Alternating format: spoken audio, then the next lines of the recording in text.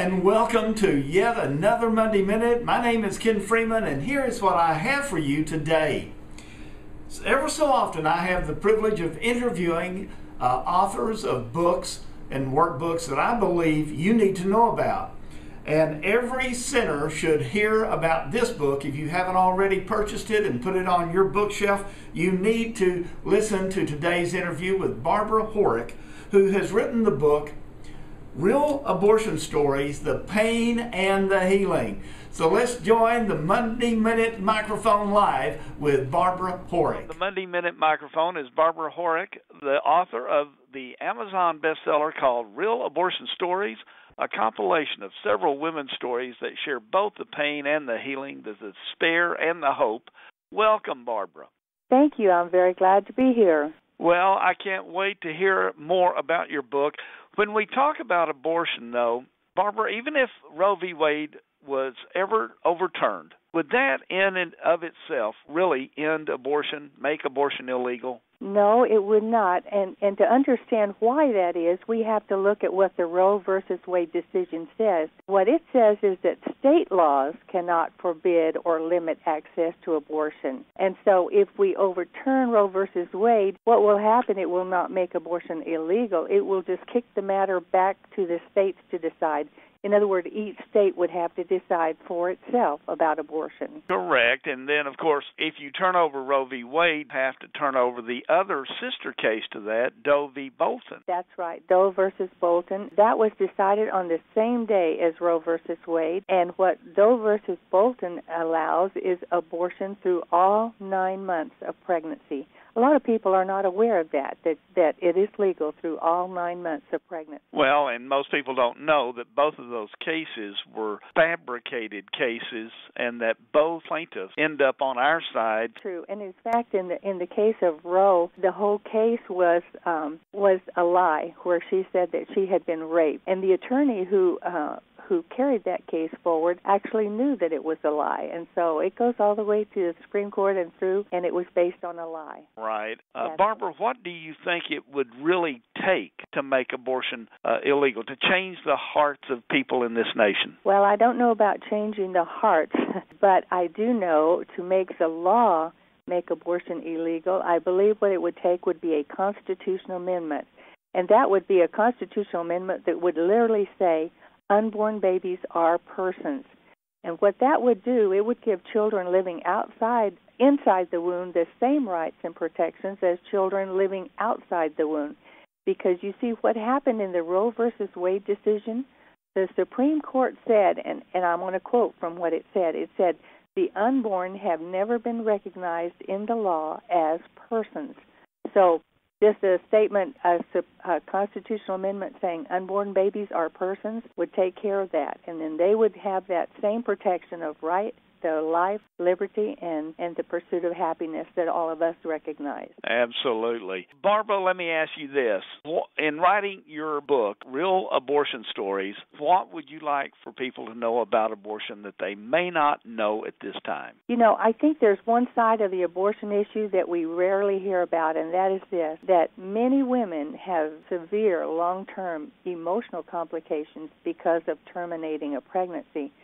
In fact, there was a major random study that was done, and it showed that 19% of post-abortive women who've had an abortion, suffer from post-traumatic stress disorder. That means almost 1 in 5 have all these symptoms and have post-traumatic stress disorder. And then another 50% of those post-abortive women have many, not all of them, but many of the symptoms of post-traumatic stress disorder. And, of course, the other side will bring out their studies to say, oh, no, the American Psychological Association says it doesn't have any effect. But you and I both know that if we would just listen to the actual men and women who have been a participant in abortion, that there is deep hurt, and that deep hurt comes out. And just like I have had the privilege of working with over 30,000 at some point in our career, helping them overcome their hurts.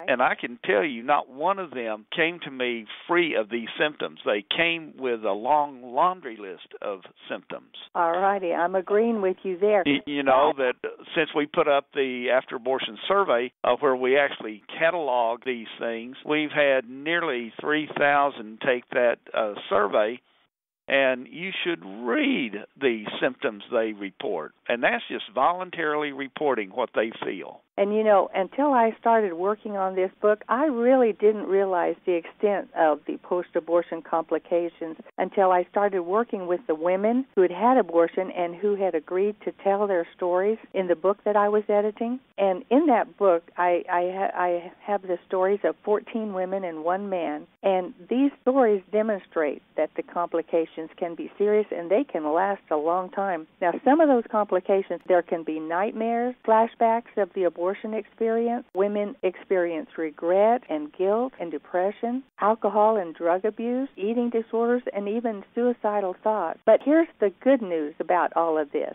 There is hope. There's hope for healing and peace. In fact, the title of the book that I worked on was Real Abortion Stories, The Hurting and the Healing. And so there is hope for those people who are experiencing these kinds of symptoms after an abortion. What have you learned working and talking to these post-abortive women? I think, first of all, I feel compassion for women who are experiencing difficulties, but who keep a secret because they're afraid of condemnation or judgment. One woman said, society says it's okay to have an abortion, but when they know I've had one, they think I'm terrible. So many women keep quiet about their problems, and so I feel a compassion for these women, but I also have a new understanding and a new appreciation of the desperate situations and pressures that influence a person to choose abortion. I don't believe anyone chooses abortion lightly. No, I don't believe they do, and the horror stories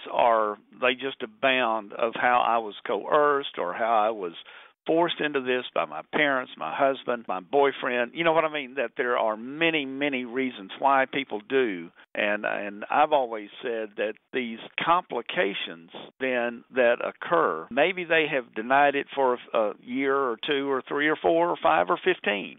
Right. But the day comes when Pandora's box opens, and the nature of post-traumatic stress is that it floods your emotions with the reliving of that experience, sometimes twice to 3 to 4 to 5 to 10 times greater than the actual experience. And you're right about that. Meaning that you have this nightmare inside of you that just causes you to implode. What can women who are going through these kinds of emotional hurts, what can they look for, especially as you get to the back of your book, what do you offer them that could offer them hope? This is the best part of that whole book project is, as I learned from these women how to find peace and healing, I wanted to share that information. So I found all the programs that I could find that could help people in their healing. And I found that most of these programs are led by post-abortive women. And I list these in the appendix of the book, and many of these healing resources are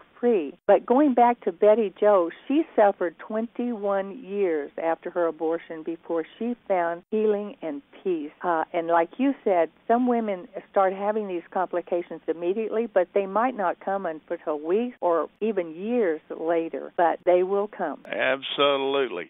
Well, Barbara, how can someone contact you? How can they get this book? Well, the book sells for $7.95, and it can be ordered from Amazon.com, or a person can go to the website realabortionstories.com and order the book there. Either way.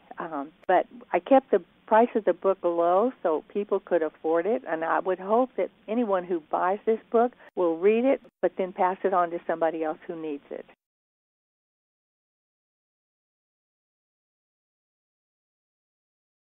Well, thank you for listening to this interview. Barbara and I certainly want to thank you for being here to be part of Monday Minute.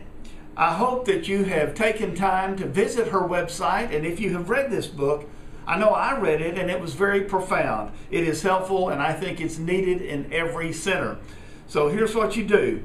Go to realabortionstories.com. You can order the book on Amazon. And until we meet again, this is your friend, your advocate, Ken Freeman, reminding you to keep up the good work you're doing. You are making a difference, and the other side just can't stand it. Thanks for listening.